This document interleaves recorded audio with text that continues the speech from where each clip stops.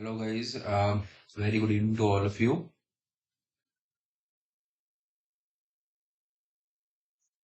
Good evening. So people, as you all know that we were doing in Partnership Act. So today we are going to start just continue the same act on the point where we left from. I'll just share my screen with you people. Just give me a second, please.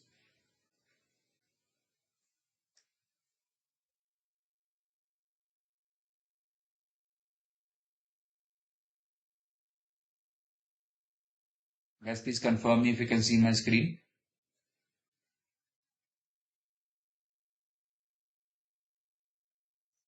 Hmm.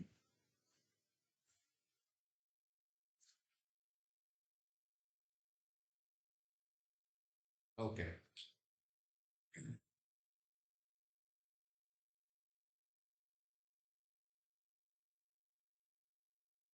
So guys, today we are going to continue with the things and we're going to start with the types of partners. Okay.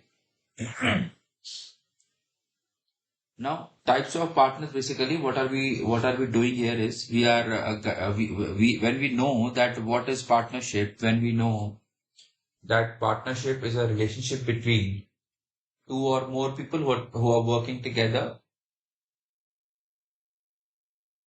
to earn profit and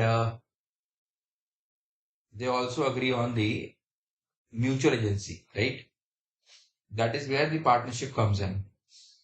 Now, the people who are working together in the partnership, individually they are known as partners and collectively they are known as firm. And the name under which they work together, that name is what we call firm's name, right? So, now what we are going to study is when we talk about those people individually, whom we call partners.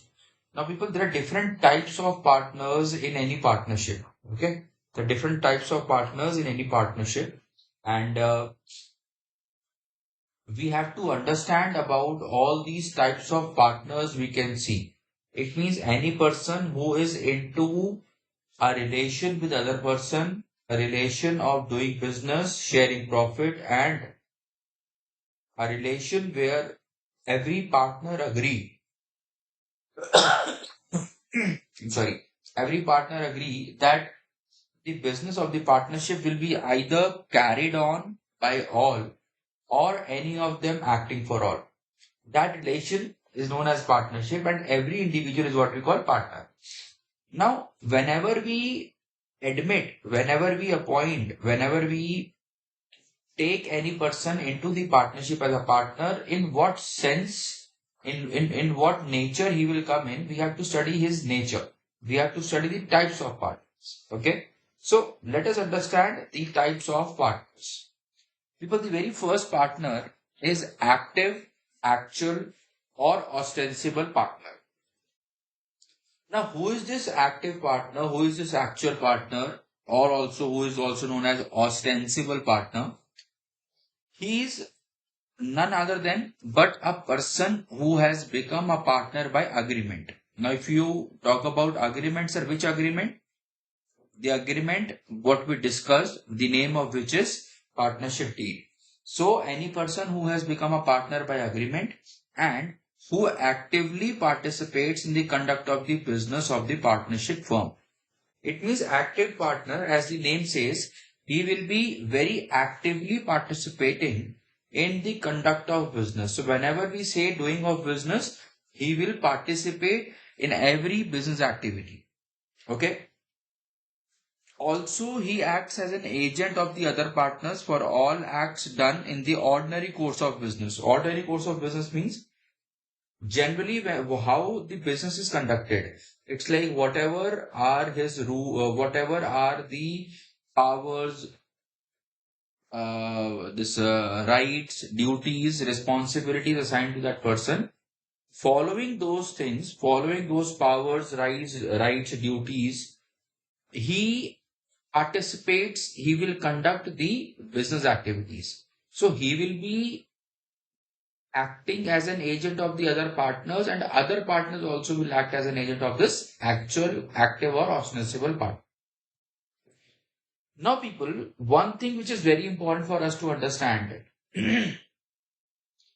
is that whenever we will talk about any partner, if the public knows, if the nature of the partner is such a nature that public gets to know that yes, this person is an active partner, or public gets to know that yes, this person is a partner, it means public knows that Mr. X, Mr. A, Mr. B, Mr. C, they are the partners of the partnership firm.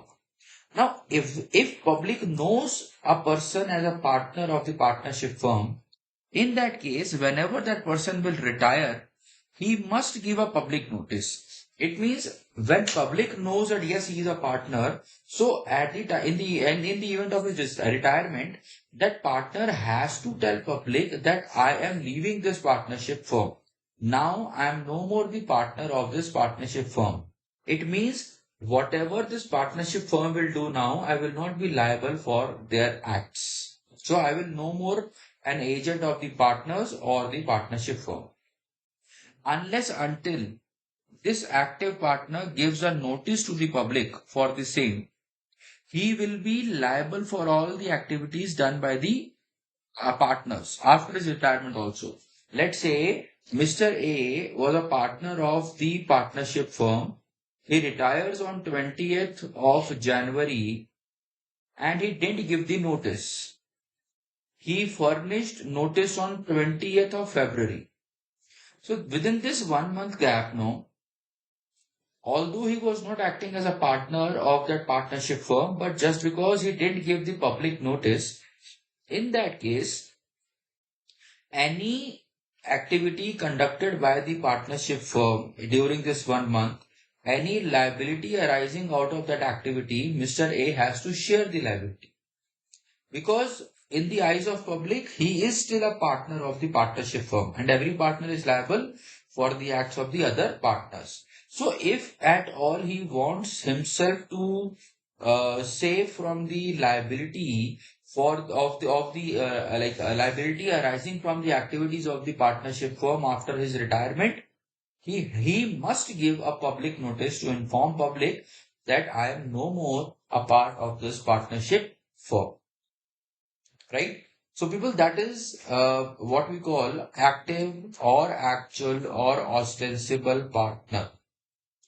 I would ask you people to quickly read all the points of active, actual, or ostensible partner. And if you guys are clear with it, just give me a very quick confirmation by raising your hands, and then we move on to the next. Go for it.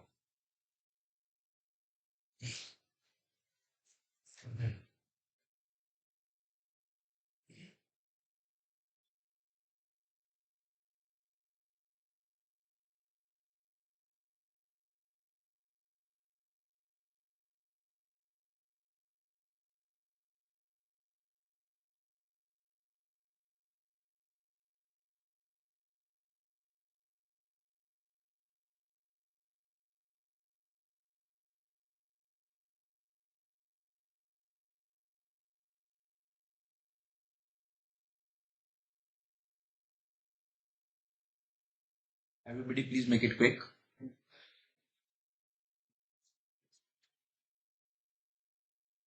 All right, guys, you may please lower your hands. Thank you so much.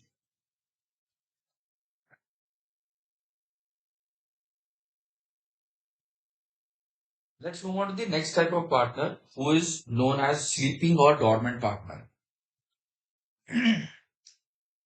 Sleeping or dormant partner. Sleeping means what? Sleeping means this partner is actually a partner by agreement only, but he doesn't actively take part in the conduct of the partnership business. I mean, he will not be so active as active partner in the business. That is the reason the name is sleeping partner. Acha, he is not actively participating in the conduct of the partnership business. That does not mean that he will not share the profits and losses of the activities of the firm. Means whatever acts are conducted by the firm, whatever profits and losses are incurred or are earned by the firm, in that case, he is liable to the third parties for those acts. I mean, he will get a share in in the profits, and also he has to share the losses. Got my point? Now, people, as I told you, only those partners will give public notice at the time of their retirement who public is aware of that yes, he's a partner. है ना?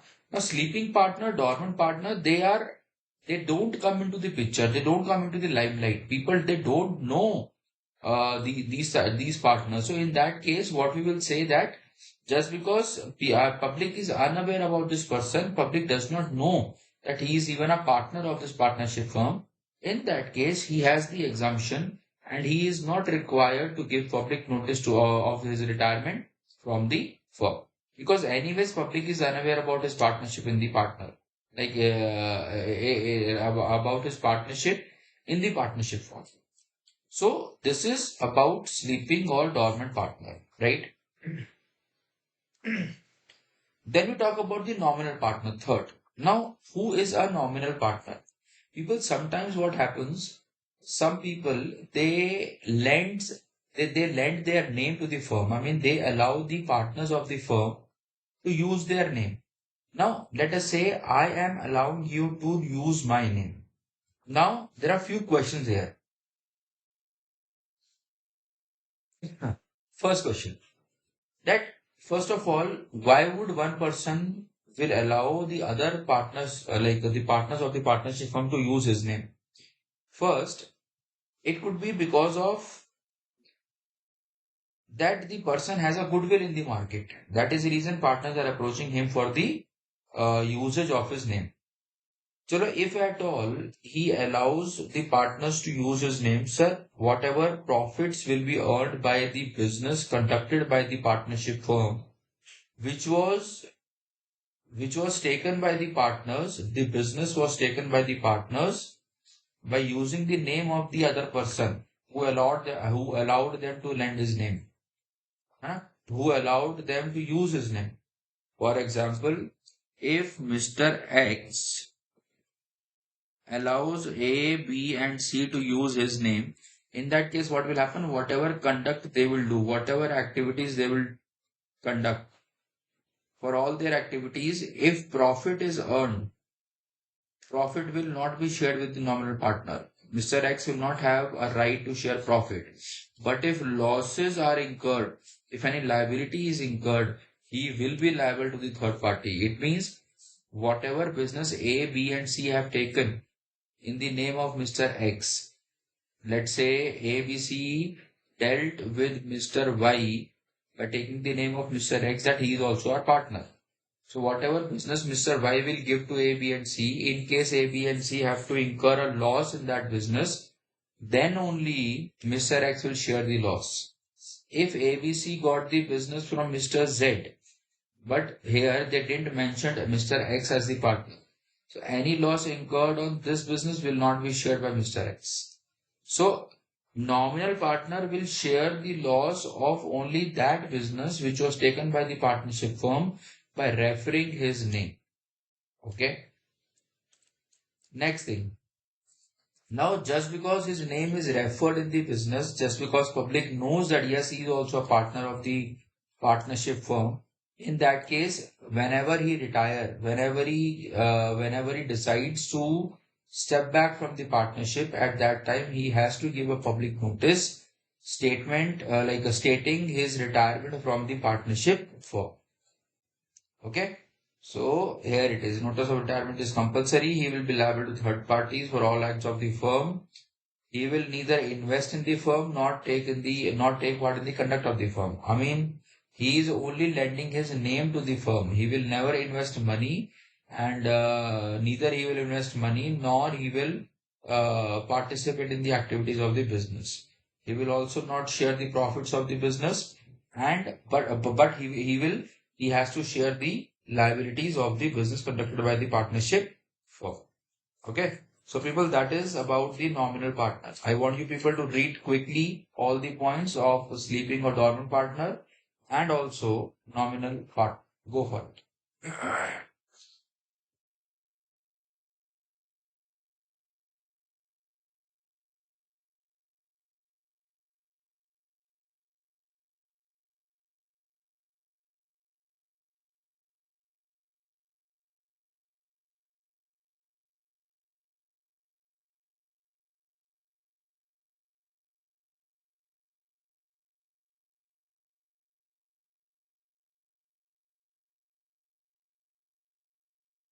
Come on, guys, make it quick.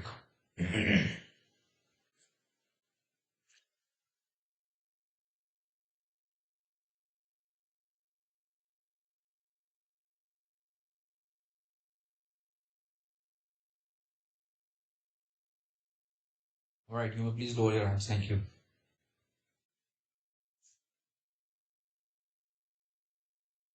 Then comes partner in profits only.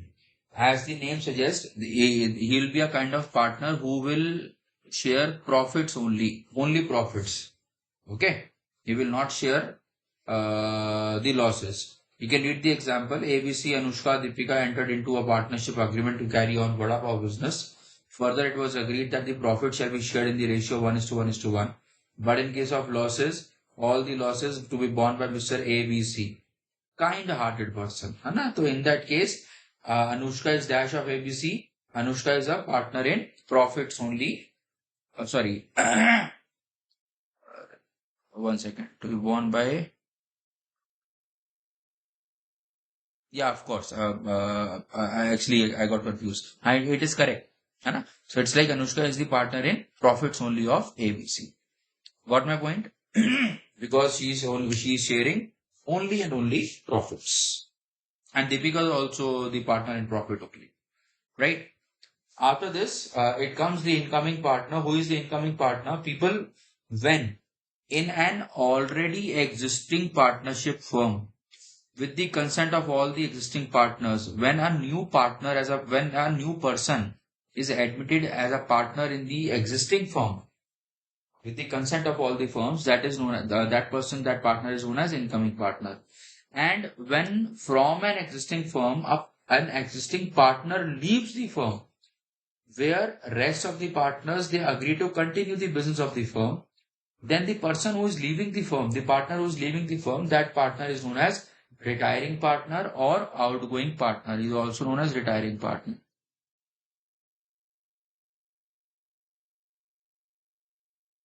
Okay. Then the seventh is minor beneficiary. People, although partnership is entered into by entering into a contract, and according to the provisions of Indian Contract Act 1872, minor cannot enter into contract.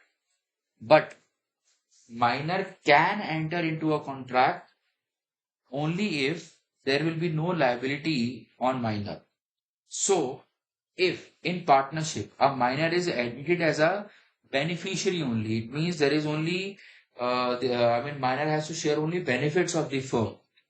With the consent of all the partners, minor in such case can be entered into the partnership only for the benefits. He cannot enter into the partnership for the losses, only for benefits he can be admitted. Got my point? So that is about the minor beneficiary.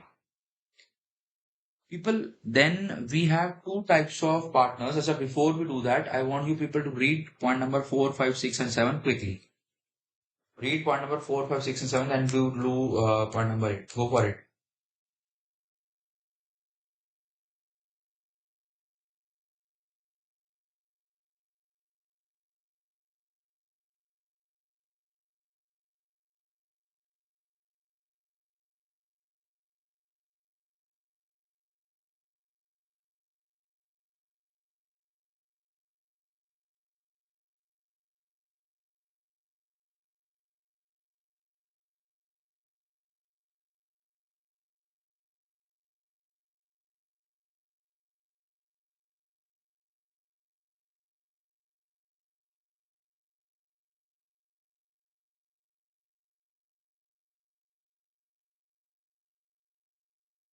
Guys, excuse me for a second, please.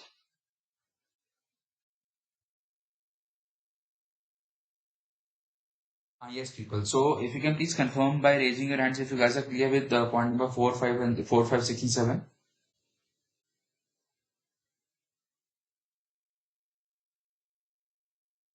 All right.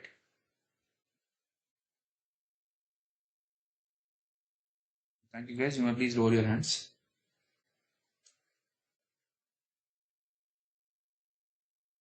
So you're talking about Partnership, talking about the partner by holding out. Now, people understand it is a very important type of partner, what you should understand. It's like there are two types of partners, what we will, study about. First is partner by estoppel, and the other one is partner by holding out. Got it?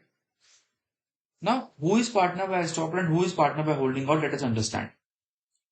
Partner by holding out, if you talk about the partner by holding out, he is anyone who by words spoken or written or by conduct represents himself or knowingly permits himself to be represented to be a partner in a firm. Means if you are representing a person as your partner or any person is declaring himself as a partner, although he is not a partner, although he is not a partner of your partnership, but he is representing himself as if he is a partner of your partnership. He is declaring himself as a partner of your partnership. And you,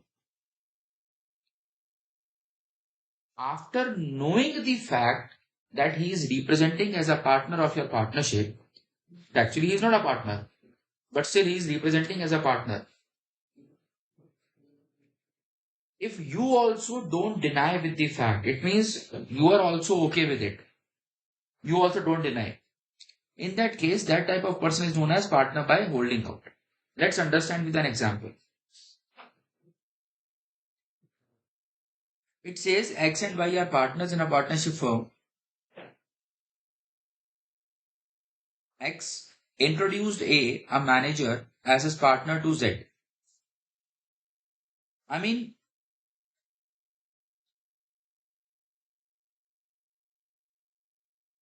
one second, I think there's a typo error, guys.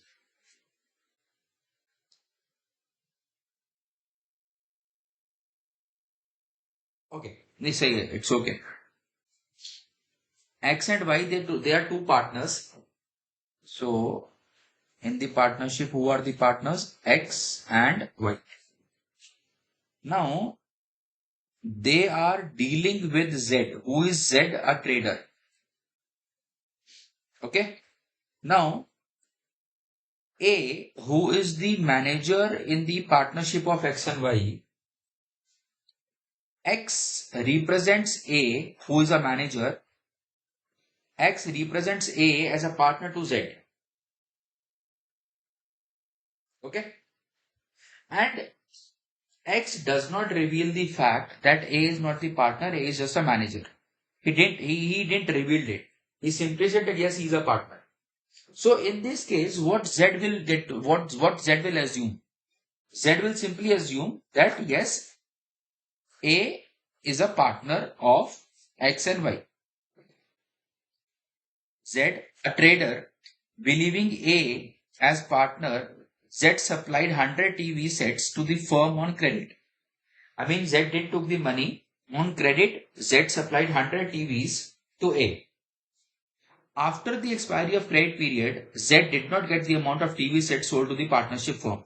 I mean, A did not pay the money to Z for the TV sets Z has supplied to partnership firm. Z filed a suit against A and X for the recovery of price. Now, in this case, the point is A is actually a manager. Now, if Z is suing X and A to recover the price of his TV sets, will this person, will this Z, will this trader succeed? Yes, of course he will succeed. Why? Because A was represented as a partner to Z. For Z, A is a partner. And if Z conducts any business with A, assuming him to be a partner, in that case, A will be liable for all the activities, for all the tradings done with Z and partnership firm. Got my point? So in this case, A will be regarded as a partner by holding out. Partner by holding out, because he was represented as a partner, although he was not a partner, but he was represented as a partner. Got my point? So here, In the given case A, the manager is also liable for the price because he becomes a partner by holding out. Are we clear? Now, this is where a person is represented and declared as a partner. So then he will be a partner by holding out. But if a person himself declare that I am a partner, try to understand the difference. In partner by holding out, A was not the partner, but he was not declaring that I am a partner. X, who is our actual partner, he is representing A as a partner. In this case, A is a partner by holding out. In the other case, where A is not the partner, but A himself is representing as a partner of the partnership firm X and Y, then he will be known as a partner by estoppel. Means when an individual represents himself as a partner either by words written or spoken or by conduct. Means one person is not a partner of the partnership firm, he himself is representing him as a partner, partner by estoppel. And if any other person represents that person as a partner, then he will be partner by holding. Got my point? Let us talk about the example. Let us read the example where Raj, not a partner, represented himself to be a partner of Anushka and Deepika firm. And Virat has given credit to the firm, relying on this belief that Raj would be Raj is a partner of the partnership firm of Anushka and Deepika. In that case, whatever money Virat has given on credit, Raj would be held liable for the firm's default on the payment to be made. So if firm does not repay the money on time, in that case, Raj, who is actually not a partner but has represented himself as a partner, he will also be liable for the money for the payment of for the repayment of the credit given by Virat to the partnership firm. Okay.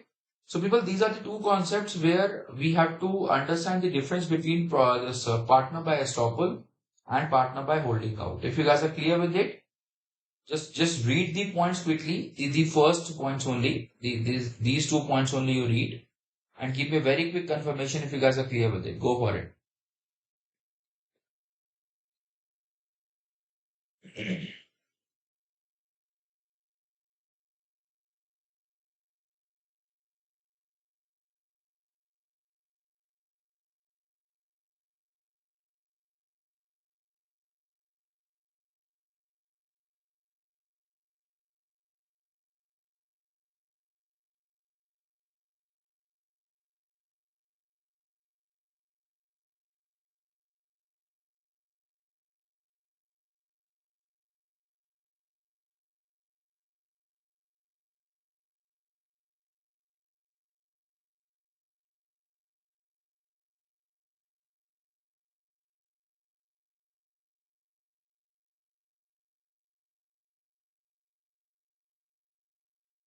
One everyone, make it quick.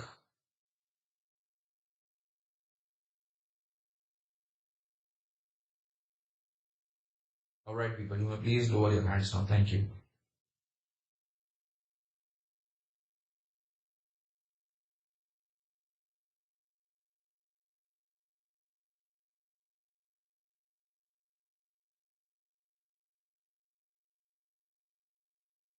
All right.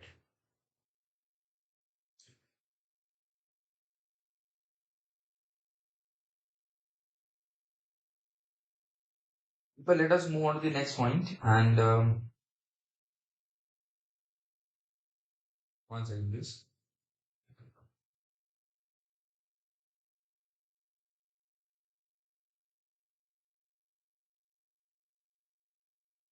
Yes.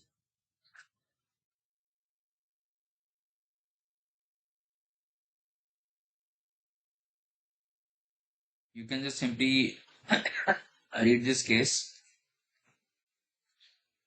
So these are the types of partners, okay? People, let us move on to the next unit where we will discuss about some very important topics. One of them is the general duties of partners. Now, when we understand the type of partnership, when we understand what is partnership, when we understand what type of, partners are there, in that case, let us talk about the fact where we will study about the general duties of the partners. Right? Let us see.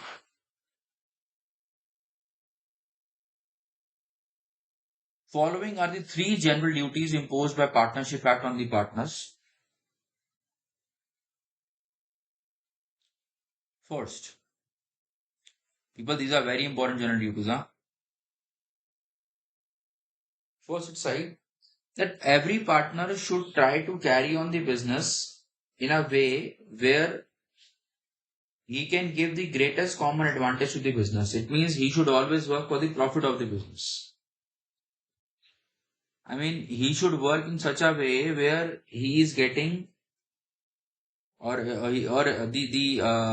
what do you say, the partnership firm should get maximum business, should get maximum profit out of his business. That is the first thing. Second, we expect that every partner should be just and faithful to each other. I mean, he should not earn any, any hidden profit. I mean, whatever he is doing, he should do it honestly. And he should be faithful for the other person. He should do no cheating. And third is that partner should provide true accounts and full information about all the things he is doing. I mean, if anything he is doing is impacting or it might affect any other partner is here or his legal representative, in that case that partner should represent should declare that account, should declare that information to the other partners. I mean, he should tell them that this is the true account. He should not keep his cut. He should not keep his like personal profit from the business he is doing for the business, for the partnership firm, right? So he should be very faithful. He should work for the advantage, and also he should uh, provide for the information he has in case that information might affect the business of the partnership firm or it might affect the business of the partners. In that case, that partner should provide that information to the other partners. Okay. So these are the three common advantages, people, common duties of the partners. Okay, you can read the examples afterwards. Now, one very important point which is known as contract of indemnification. Contract of indemnification. Now, what is indemnification, people? Indemnification means compensation. Now, let's say there are three partners A, B, and C, out of which A committed fraud with public. Now, what public did? Public sued this partnership firm. Now, when I say public sued this partnership firm, it means all the three partners are sued by the public, A, B, and C. Now, let's say the liability of A in this case was rupees 15 crores, right? So, in this case, A has committed fraud, and I told you that B and C shall not be liable for the fraud committed. Like other partners are not liable for the fraud committed by the one partner. Now, let's say B and C together they paid 15 crores to the public. Now, here you see when B and C are making the payment to the public, it will be assumed that B and C have paid this money on behalf of A to the public. Now, till the time this money is repaid to the public, public is a creditor and ABC will be debtors.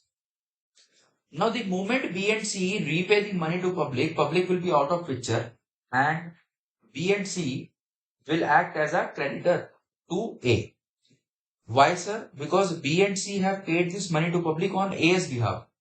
It means because of the fraud committed by A, B and C have to bear loss. Now, people, whenever other partners they bear loss caused by the fraud committed by one partner. In that case, those partners have the right to ask the partner who has committed fraud compensate them to compensate them for the loss caused to them. It means here B and C can ask A to compensate for 15 crore rupees to them. Why? Because they have incurred losses. B and C have incurred losses because of the fraud committed by A. So in this case, A is under the contract, implied contract. Implied means assumed. It is assumed that if A is causing loss to B and C, it is A only who has to compensate B and C for the loss caused to. Are you clear? People quickly read this example, or I should say quickly read this point and come back to me by raising your hands if you guys are clear with this point. Read section number 10 quickly and give me a very quick confirmation. Come on, guys.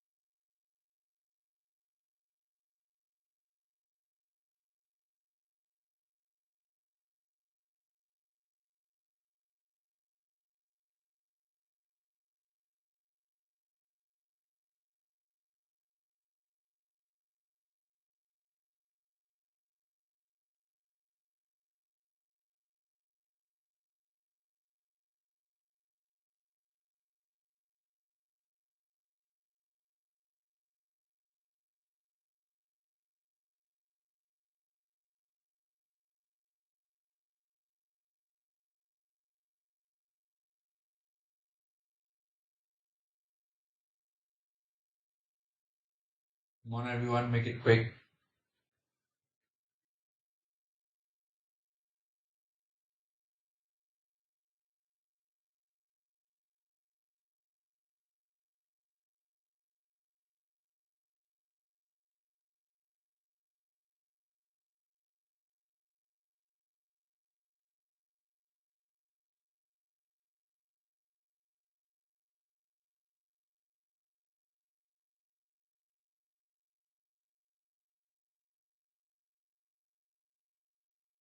All right, people, you may please lower your hands. Thank you for your confirmation.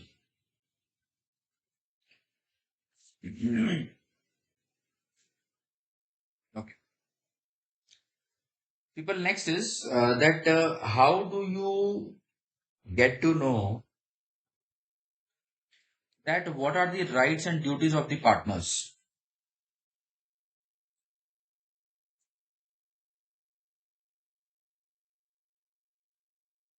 One second, please. Yeah. So how will you get to know what are the rights and duties of the partners? Please pay attention to it. Although what will happen that the mutual rights and duties of the partners of a firm may be determined by the contract. I mean, their rights and duties of the partners will be written in the partnership deed.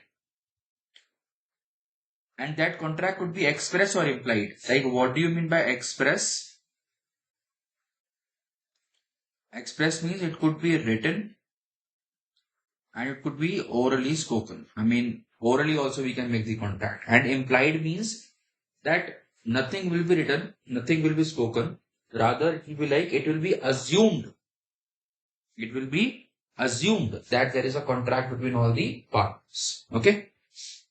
So this obviously this contract is made by consent of all the partners. So if at all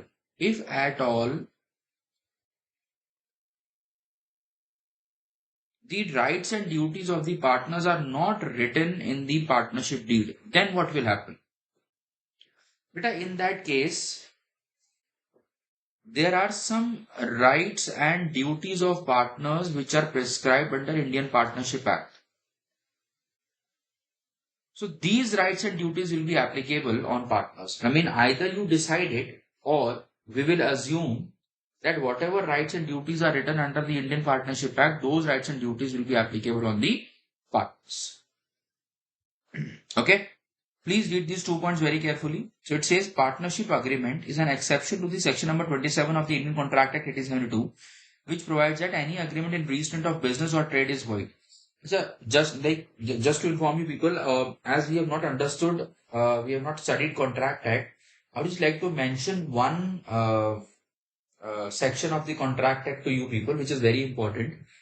Indian Contract Act 1872, there is a section number 27, which says, listen to it very carefully. Two people cannot enter into a contract in which they are deciding to restrict each other to do any business. For example, if I tell you that I will pay you 1 crore, but you should not pursue CA. I'm just giving an example. So in this case, I cannot do this agreement because I have no right to stop you to do something which is legal, something which you have a right to do. Similarly, let's say in the other contract, I try to contract with you where I'm saying that, okay, I will pay you 10 lakh rupees, but you should not do the restaurant business. You should not open a restaurant. That I can't do. That is void. That is against the rules. Void means against the rules. I can't do that. Why? Because it is your right. In fact, in the Constitution of India also Article number 19, Article number 19 of Constitution of India says that every citizen of India has the right of freedom of doing business or trade of his or her own choice. Now, when Constitution of India itself is giving you a right, then and any person cannot restrict you to do any business, right? But partnership, the rules are different. Although the Contract Act, see, although in partnership also what happens, the partners are entering into a contract. So that contract should also be made as per the rules of Indian Contract Act only. I agree to it. But guys, in Partnership Act, it is specifically written that the contract between the partners, what is being made, it is an exception to section 27.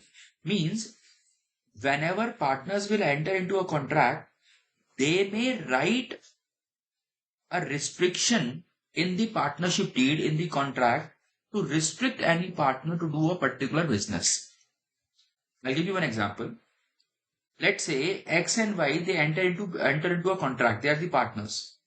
So while they are entering into partnership deed, they can write that if any of us leaves the partnership, that person shall not conduct the same business what we are doing right now for next 5 years. They may do so. They are allowed to do it.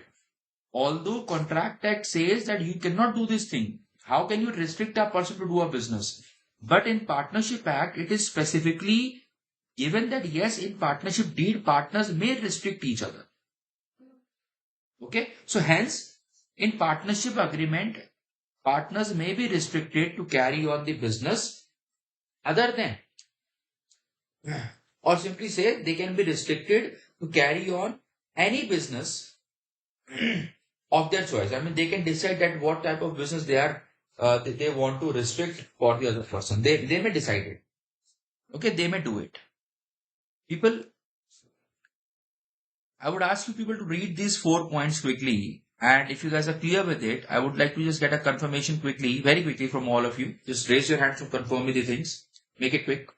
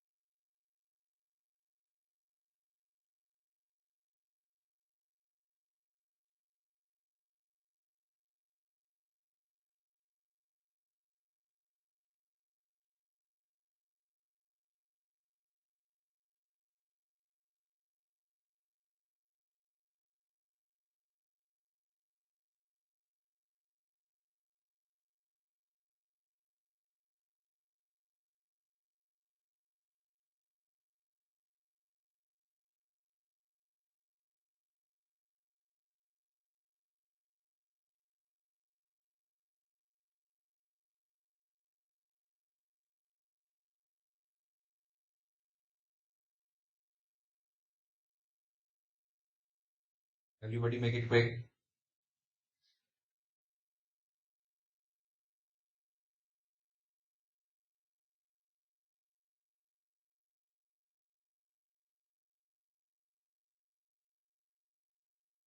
All right, everyone, you may please lower your hands. Thank you.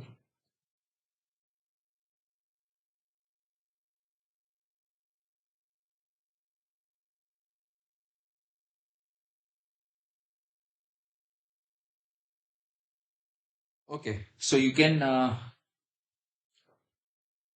you have already understood it. I mean, you can please go with the this cases. I have conceptualized with you for you people for these cases, and these are meant for you people only. So please read them and try to answer the questions. And in case you are not able to understand the questions, you may please ask me to explain. In the next session, I can take your doubts. Okay. Now, next comes the conduct of business. I mean, how the business shall be conducted.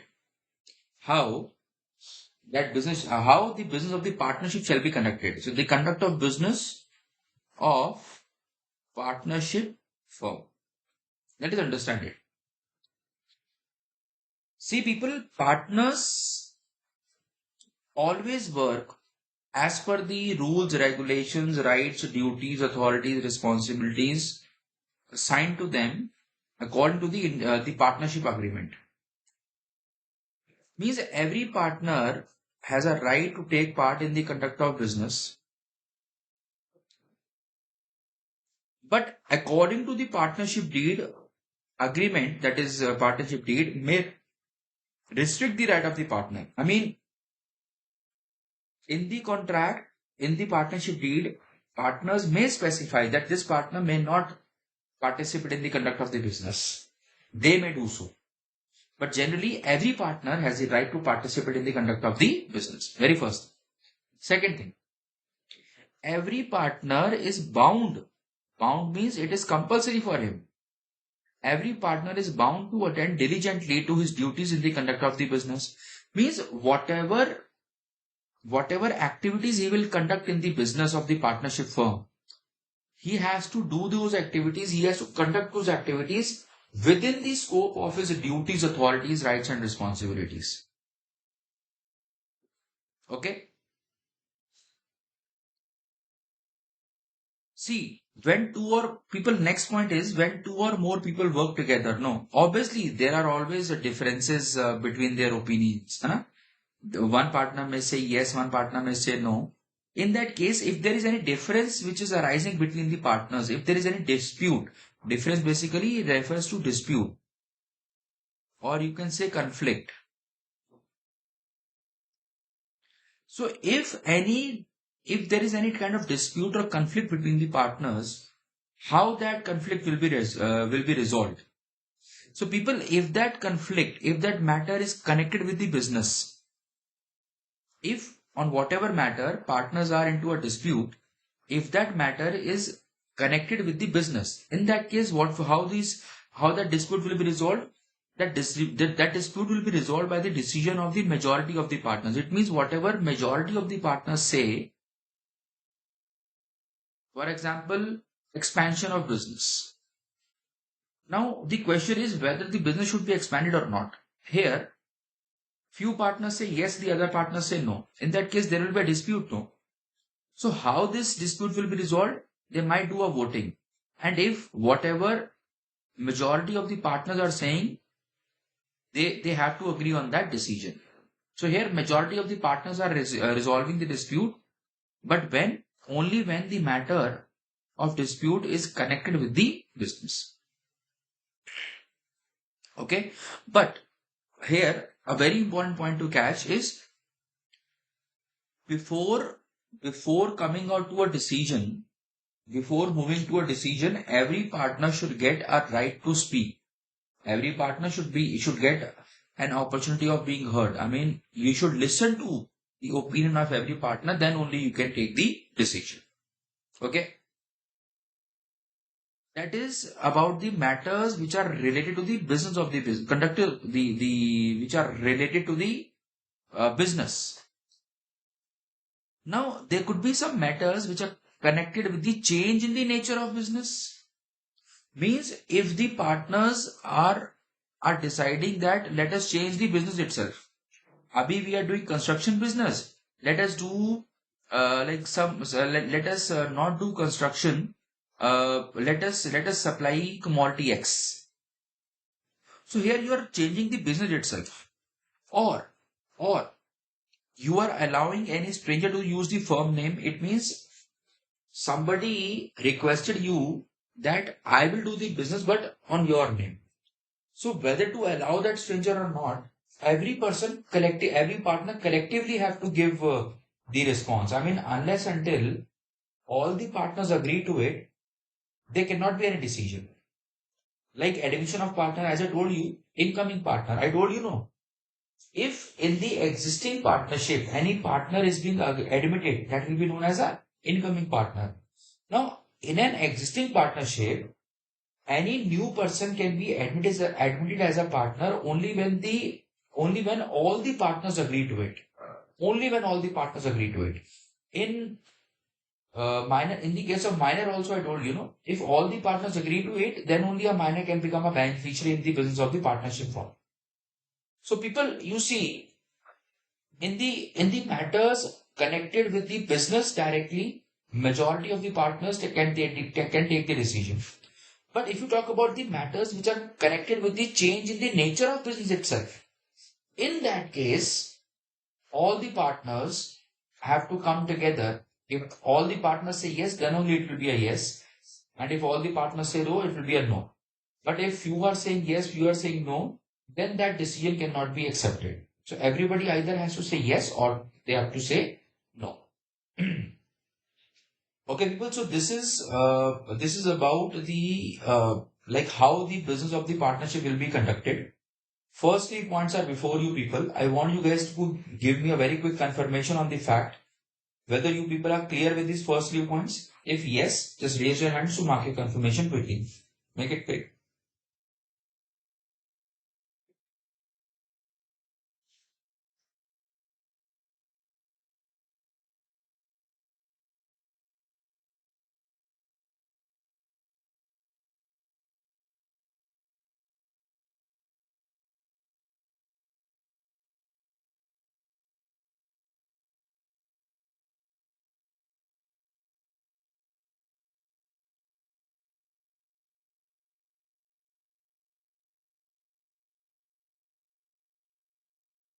Perfect, people. You may please lower your hands.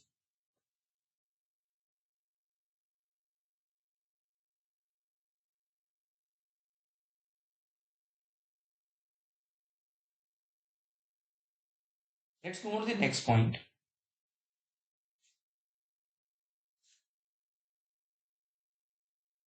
Fourth point says every partner has a right to have access to and to inspect and copy any of the books of the firms, but this right must be exercised in the good faith. I mean, if any partner wants to check the books and accounts of the firm, if he wants to check the accounts, if he wants to take a copy, if he wants to inspect, if he wants to simply see, then he may do so. But it should not be in bad faith. It should not be a malafide intention. I mean, the intention with which, the reason with which you want to access the books of accounts, that reason should be good faith. I mean, good faith as in that reason should be genuine. And you should not access the book with an intention of, committing a fraud with the partnership or, kind of revealing the secrets of partnership to the competitors. That should not be your intention. It should be in good faith. Okay. And the last but not the least, it says in the event of the death of the partner, his heirs. Who are the heirs of the partner? Heirs means any family member, like his son, daughter, wife, mother, father, brother, sister, like these. These people are the heirs, family members. Or legal representatives. Legal representatives like advocate. These are the legal representatives who have the right to represent the partner legally in the court of law.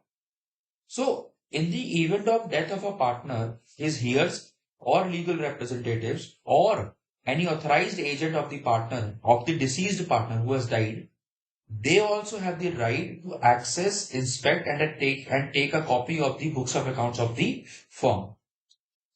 Now the question is, sir, why these people will take a copy of the books of accounts of the firm? The reason is very simple, so that they can get to know, is there any share of the profit of the deceased partner which is pending in the partnership firm? If there is any money due, they should claim that money from the other partners. Okay, and it happens not only for profits but all the losses. Now the point is, sir, if there is a loss in the name of the deceased partner, so their heirs or legal representative should pay that loss. बेटा ऐसा होता है कि ना, whatever profits are there, let's say the part of profit which was due of the deceased partner was 1 lakh. This was the profit.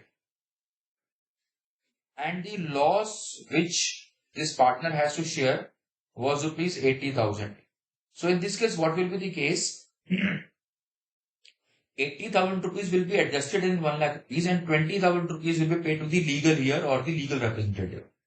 But if it is 1,20,000, for example, if it is 1,20,000 for example, it means there is a 20,000 of loss which has to be paid to the firm. For legal heirs will not be liable to pay losses because losses are subject to the share of the profit. If a person is deceased, if a person has died, if his losses are exceeding his profit, then the extra loss cannot be recovered from the legal heirs or the legal representatives or the authorized agent of the deceased partner. Okay, people. So these are the things which we should follow while conducting the business of the partnership firm. People, I want you guys to read point number 4 and 5 once again and just give me a very quick confirmation on these 2 points if you guys are clear with it.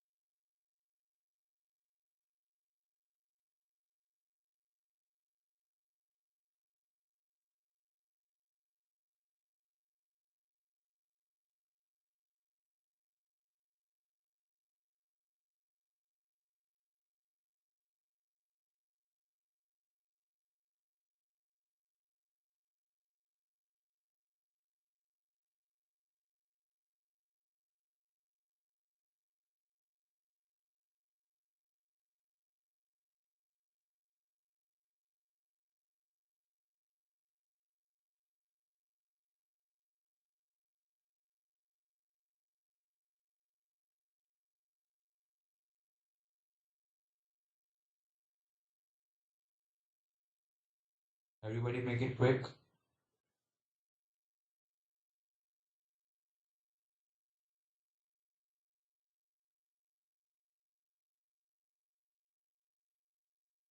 Okay, guys. Thank you, everyone. You may please lower your hands.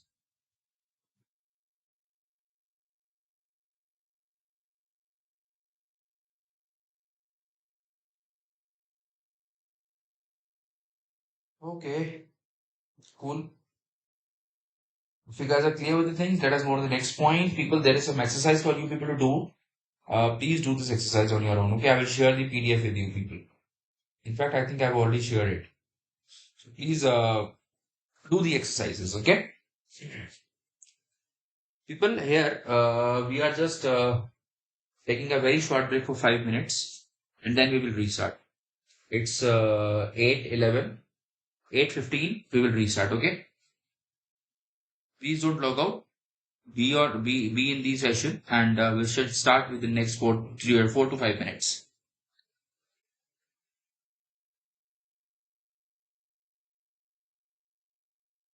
Okay, guys. So I hope all of you are there.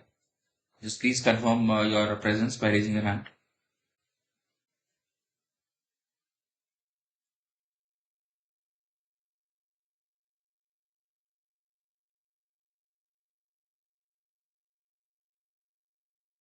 Right, you may please lower your hands. Thank you, everyone. So, people, let us just continue with section number 13. What we were about to start. That is about the mutual rights and liabilities.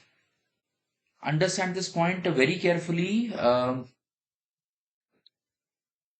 First, okay, generally what happens, the partners are not entitled to receive remuneration. But if partners themselves they decide that okay, every partner shall take remuneration, and after adjusting the salary, after adjusting the remuneration, whatever net profit is calculated, then that profit will be shared between the partners. That can be done. It can happen. So generally, partners cannot take a remuneration, but if they decide it willfully and if they write it in the partnership deed, they may do so. Okay, but after the adjustment of the remuneration, whatever net profit will be there, that net profit will be adjusted or will be shared between the partners. That is the first thing. Second, it says either you write PSR, profit sharing ratio, in the partnership deed, or if it is not written, in that case, profits will be shared equally and also the losses. Are you clear? Third, it says where a partner is entitled to interest on capital subscribed by the him, such interest shall be payable out only out of profits. I mean, sometimes, but what happens, whatever capital partners bring in, sometimes in some partnerships, you will see that those partners they claim interest on the money they have brought in. है ना? So, whatever rate they decide, that rate will apply. If there is no rate which has been decided, then the interest on capital shall be paid at the rate of 6% per annum. If not decided, if decided, whatever rate is decided, at that rate the interest will be paid.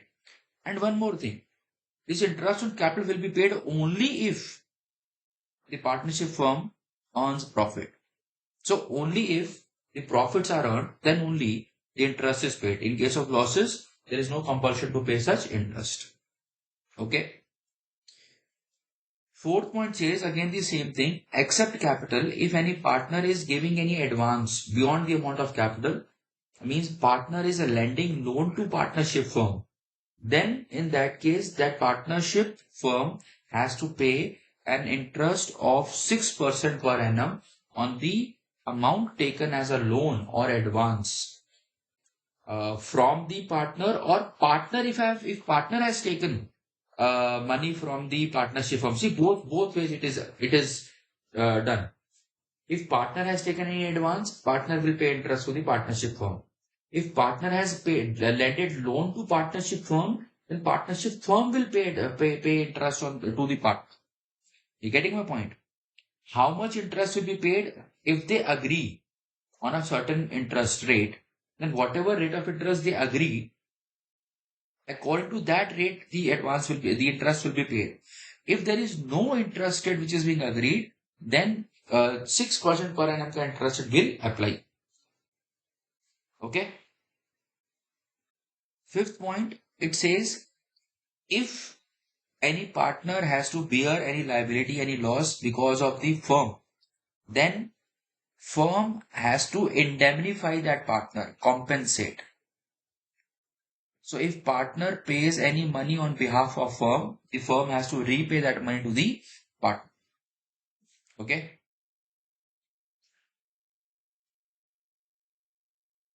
And vice versa. If because of partner firm has to bear any liability, partner shall compensate that firm for the loss cost. Okay. People, I would ask you people to read this point 5 with A and B quickly right now and confirm me if you guys are clear with it. Read both the points, make it quick.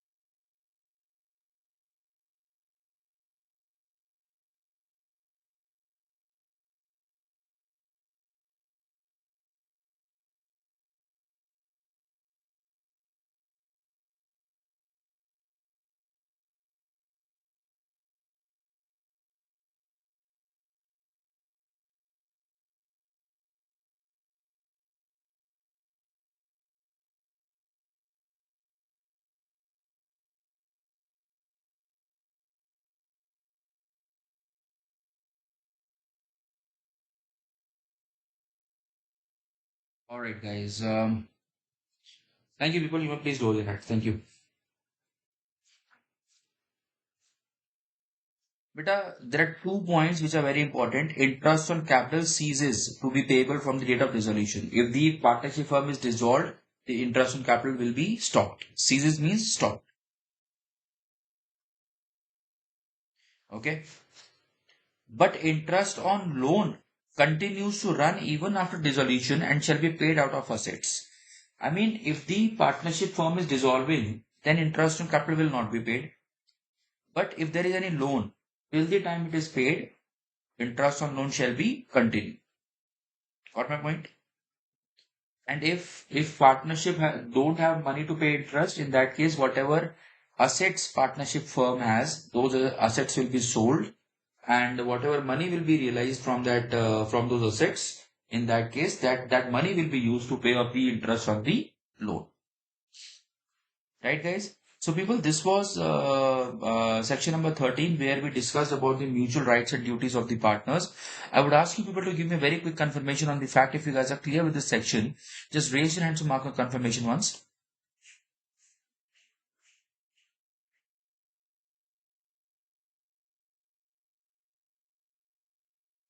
Perfect. You may please lower your hands. Thank you, everyone.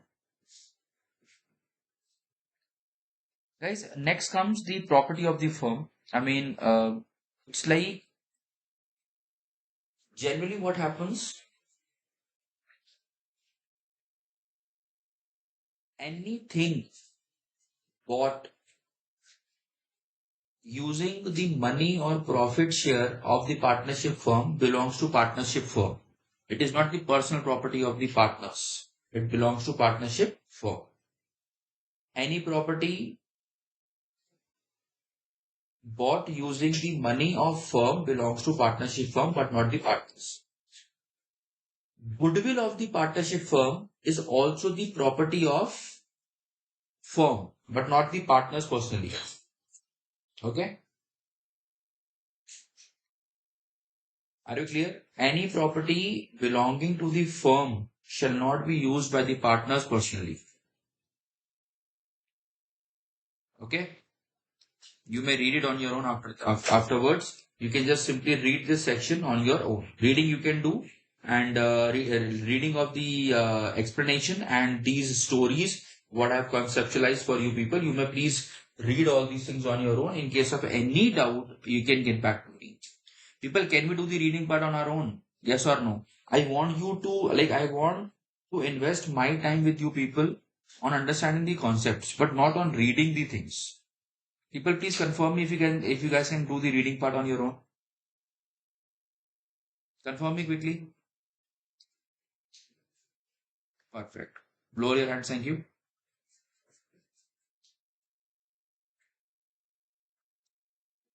So as I told you, the application of the property of the firm, how the property of the firm will be applied, will be used.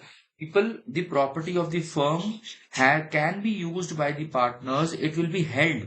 It will be controlled by the partners only, but exclusively for the purposes of business only. They cannot use the property of the partnership firm for their personal matter. Okay. So that is about section number 15. People, section number 16, again, the same thing what we have understood before.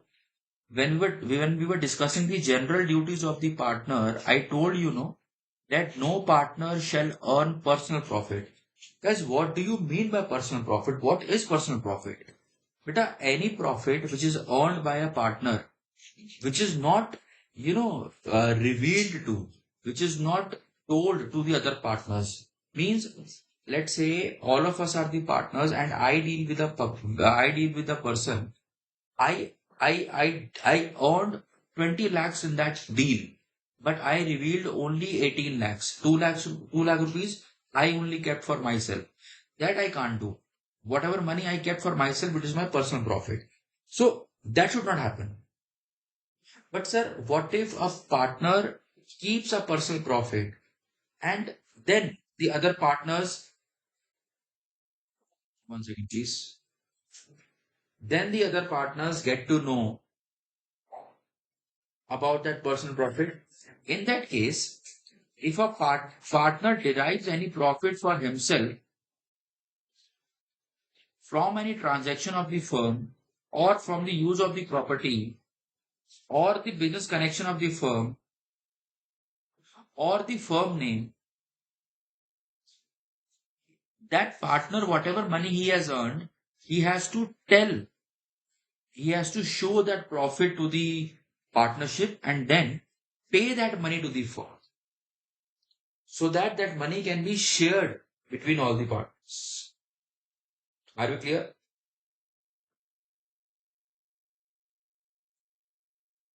People, if you guys are clear with section 15 and 16, raise your hands, please.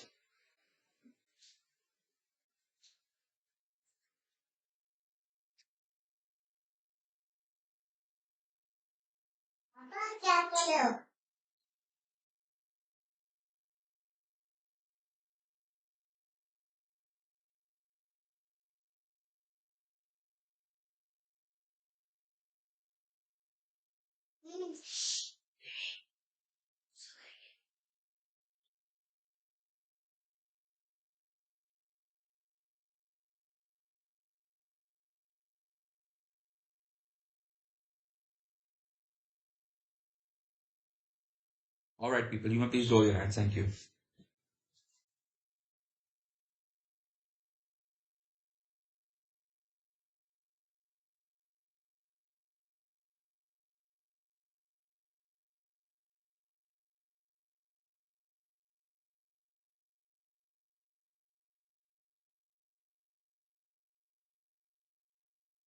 One second, people.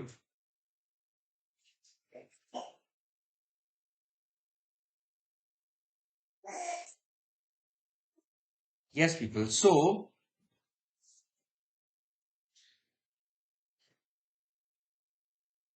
yeah, one of the very important thing, people, section 17. Now, sometimes what will happen, people, understand this thing. Sometimes what will happen that the constitution, the basic structure of the firm will change. Sir, how? How the basic structure of the firm can change? Beta, let us say a new partner is admitted, an existing partner retired, a partner died, है ना? A partner is declared insolvent, a partner is expelled from the partnership. Now, people, in all these scenarios, what will happen? The basic structure of the partnership will change. I mean, what was the basic structure? There are two partners, there are three partners, for example. One of them died. It means the basic management only is changing. When this happens, we say that the basic structure of the firm is changing. But whenever the basic structure of the firm changes, the partnership deed has to be updated. Okay, we say in the case of change in the basic structure of the partnership firm, we have to reconstitute the firm. Like, sir, what do you mean by reconstituting? But reconstituting means we will update the basic things of the firm, like whatever partnership deed we made.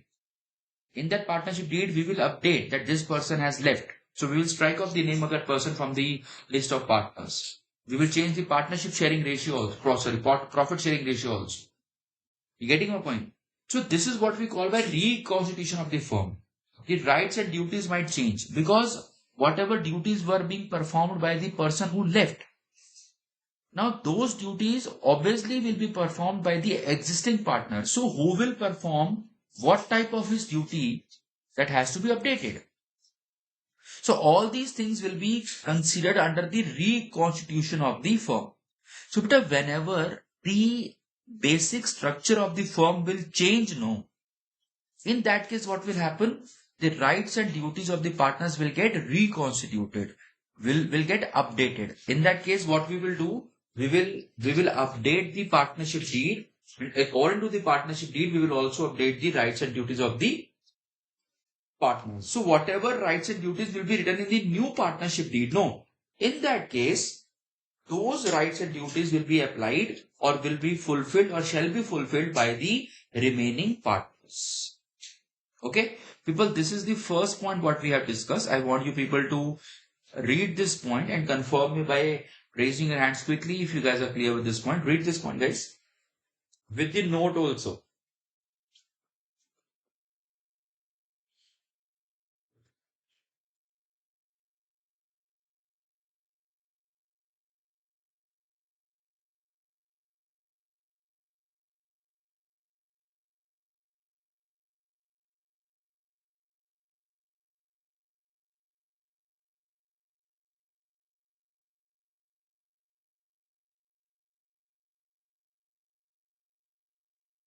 All right, you may please lower your hands now. Thank you.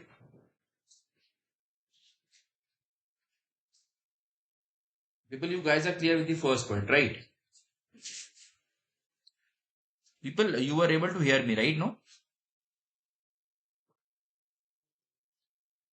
It's audible, no? So before it was not audible, is it?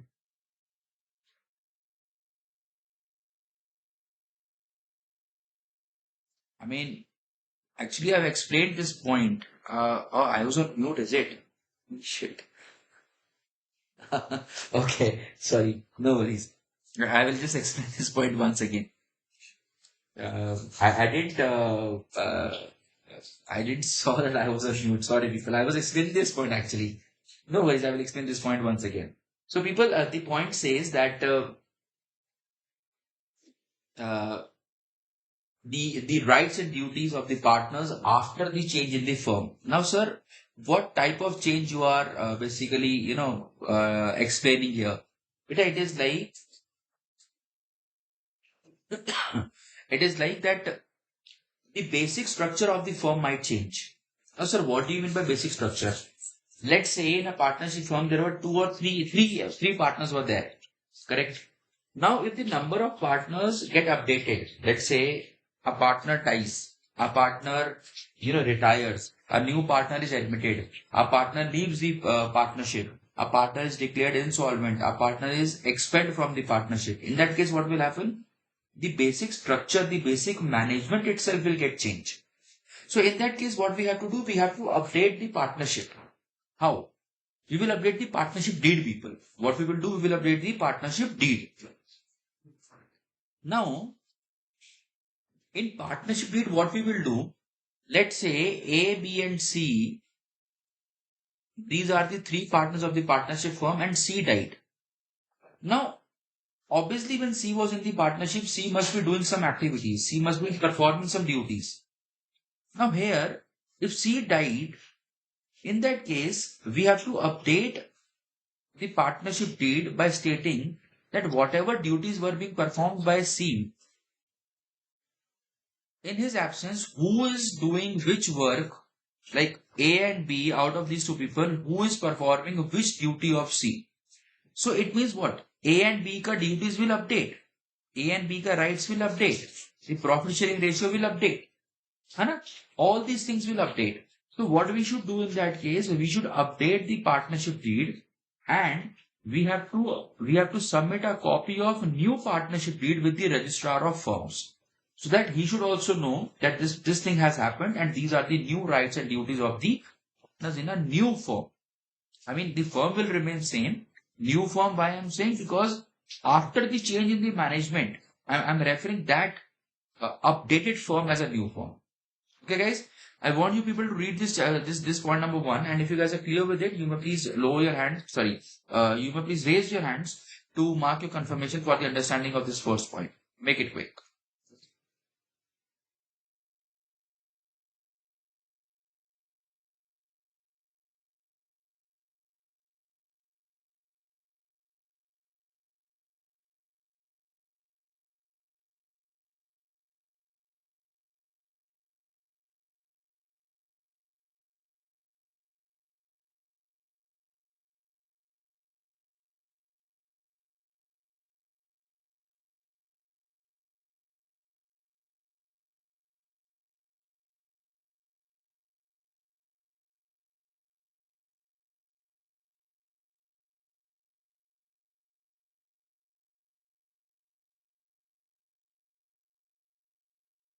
All right, people, you may please lower your hands. Thank you.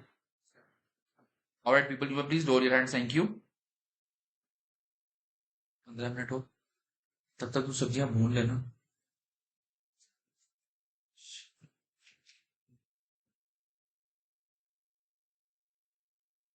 Okay, people.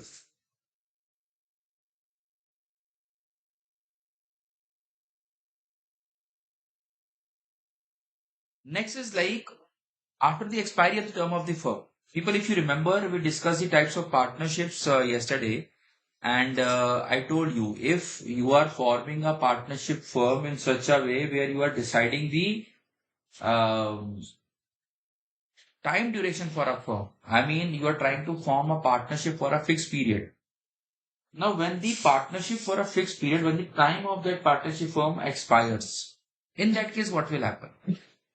If the time decided by the partners expires and still you wish to continue the business, in that case, the rights and duties of the partners remains the same. They will be same, but partnership for fixed period will be converted into a partnership at will. Okay. Second point, it says where any additional undertaking is carried out. Let us read it. It says, if where a firm constituted to carry out one or more adventure or undertakings carries out other adventures or undertakings, the mutual rights and duties of the partners in respect of the other adventures or undertakings are the same as those in respect of the original adventures or undertakings. Means whatever duties were being performed by the partners in the original business, if that partnership firm is conducting any new business, we will assume that the same duties will be conducted by the partners in the new business only. For example, I was taking care of the management, you were taking care of the finance.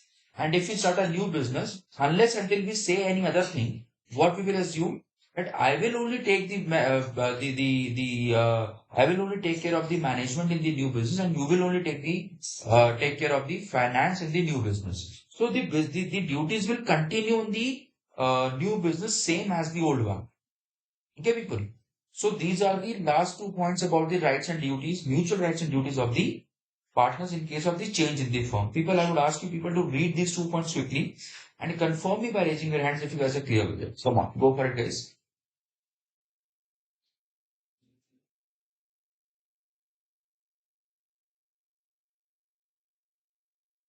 All right, people. So that was about the mutual rights and duties of the partners. People, these are some cases you can read on your own. So this is something what we know that every partner is the agent of the other partner. Yes, but every partner is the agent of the firm. Yes. Okay. I would ask you people to read this section number 8 on your own. In case of any doubts, I would take your doubts. I mean, I want you people to read it first. Huh? I mean, this will tell you a very important fact whether you are understanding the other provisions or not.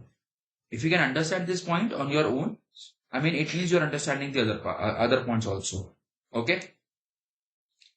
People, section 19, this will be the last topic for today, and it is about the implied authorities of partners as an agent of the firm. What do you mean by implied authorities? People, implied authority means whenever a person becomes a partner, he will be given some, like it will be assumed, whether written or not, whether spoken or not, it will be assumed that there are some rights, there are some duties, there are some authorities which are given to every person who will become a partner in the partnership. Okay. Now, what are these implied duties? I mean, there is no particular list of what are the implied duties, but I would say there is a list of the duties which are not covered under the implied duties. Okay. Let us read all these 8 points quickly. First is submit a dispute relating to the business of the firm to arbitration. Means general duties can be performed by the partners generally. Huh? But any partner, unless until we say anything specific on these matters, any partner cannot act on his own on these matters. Okay? Means let us say any dispute, any court case is going on for the firm. Now there is a proceeding where you can also settle the case out of the court privately. That is what we call arbitration. So unless until partners say specifically or they decide specifically, no partner has the right to refer the court case to private dealing, private settlement by himself. So if the other partners have agreed, then only he can refer to the private settlement. Otherwise, he cannot do so. Okay, he cannot do it. Second, he cannot open a bank account on behalf of firm in his own name. If firm has to take money from someone, if firm has to claim money from someone, that partner cannot simply say that, okay, if you have to pay 1 lakh rupees, you simply pay 80,000 to us. I give a discount of 20,000 rupees. No partner can do that unless until all the partners agree to it. No partner can withdraw a suit. No partner simply can take back the case filed on behalf of firm on someone. So if all the partners agree that, okay, let us take that case back, then only that case can be taken back. Otherwise, no partner can do it on his own. Fifth says no partner has the right to accept any liability in any court case on behalf of firm. Like if other party is saying that, sir, this partnership firm has to pay 1 lakh rupees to us. No partner has the right to accept that, okay, sir, we will pay. If all the partners agree, then only a partner can accept the liability. Otherwise, no. 6 says no partner can buy immovable property, that is fixed land, on behalf of firm without the consent of the other partners. Also, no partner can sell any piece of land belonging to the firm to any person without the consent of the other partners. And last but not the least, no partner has the right to enter into partnership on behalf of the firm unless until the other partners decide so. Okay? So these are the powers, these are the authorities where these points cannot be covered into the implied authorities. I mean, on these matters, every partner has to agree. Then only these authorities can be given to any partner. Okay? People, please read the points once again and confirm me by raising your hand if you guys are clear with it.